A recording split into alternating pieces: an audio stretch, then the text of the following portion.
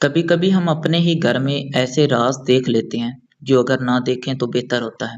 میں نے بھی صرف ایک غلطی کی تھی۔ میں کھڑکی کے پاس گیا تھا بس جھانکنے کے لیے، لیکن میں نے دیکھا اس کے بعد میری پوری زندگی بدل گئی۔ چاچی نے مجھے اندر بلایا اور پھر جو انکشاف ہوا وہ کسی فلم سے کم نہیں تھا۔ یہ واقعہ اس وقت کا ہے جب میں تقریباً 17 سال کا تھا۔ ہمارا گھر ایک پرانا مگر بڑا گھر تھا، جس کی ایک طرف چھوٹا سا صحن اور ساتھ والے کمرے کی کھڑکی سیدھی باہر کھلتی تھی۔ میرے والدین اکثر باہر جاتے تھے اور گھر میں اکثر میں اور میری چچی ہی ہوتے تھے۔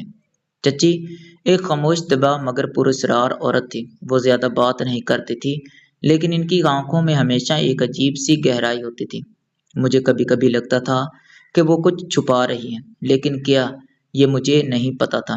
اس رات بارش ہو رہی تھی، ہوا میں عجیب سی ٹھنڈک تھی۔ میں اپنے کمرے میں تھا جب چچی نے دروازہ کھٹکھٹایا۔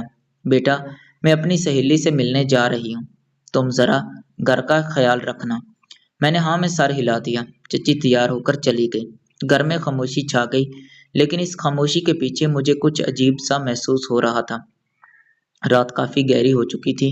میں باہر صحن میں آیا تو دیکھا کہ چچی کے کمرے کی کھڑکی ہلکی سی کھلی تھی۔ پتہ نہیں کیوں میں قریب چلا گیا۔ میں نے کھڑکی سے اندر جھانکا اور وہ لمحہ جیسے رک گیا ہو۔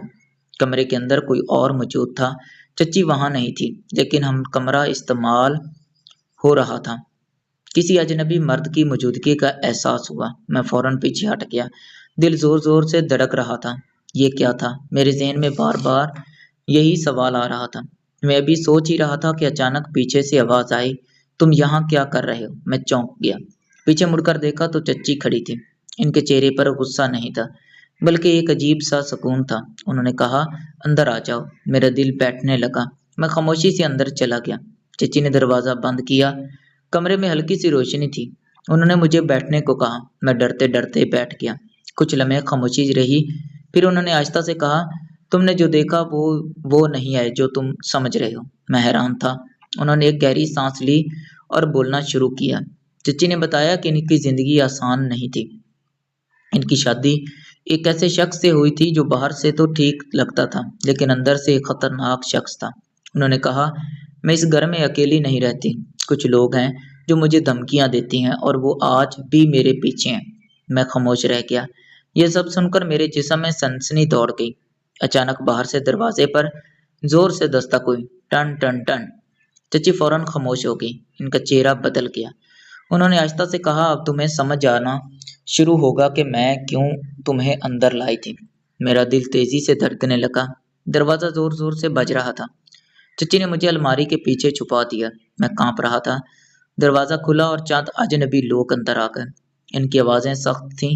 وہ کہاں ہے؟ چچی نے کہا، میں نہیں جانتی تم کس کی بات کر رہے ہو، لیکن وہ لوگ پورے گھر کو چیک کرنے لگے۔ میں سانس روک کر کھڑا تھا۔ کچھ دیر بعد وہ لوگ چلے گئے۔ خاموشی واپس آ گئی۔ چچی نے مجھے باہر نکالا۔ ان کی آنکھوں میں آنسو تھے۔ انہوں نے کہا، اگر تم آج یہاں نہ ہوتے تو شاید میں زندہ نہ ہوتی۔ میں ہل گیا۔ مجھے احساس ہوا کہ میں جس چیز کو غلط سمجھ رہا تھا وہ ایک زندہ رہنے کی جنگ تھی۔ اگلے دن پولیس کو اطلاع دی گئی۔ چچی نے سب کچھ بیان کیا۔ میں نے بھی گواہی دی۔ وہ ایک بڑا کیس تھا جس میں کئی لوگ ملوث تھے۔ وقت کے ساتھ سب کچھ ٹھیک ہو گیا، لیکن اس رات نے مجھے بدل دیا۔ اس واقعے کے بعد مجھے ایک چیز سمجھ آئی، ہر وہ چیز جو ہم دور سے دیکھتے ہیں وہ حقیقت نہیں ہوتی۔ کبھی کبھی لوگ خاموشی میں اپنی جان بچا رہے ہوتے ہیں اور ہم اسے غلط سمجھ لیتے ہیں۔ اگر آپ کو یہ کہانی پسند آئی ہو تو لائک اور سبسکرائب ضرور کریں اور کمنٹس میں بتائیں کہ آپ نے کبھی اپنی زندگی میں کوئی ایسا راز دیکھا ہے جو بعد میں کچھ اور نکلا ہو۔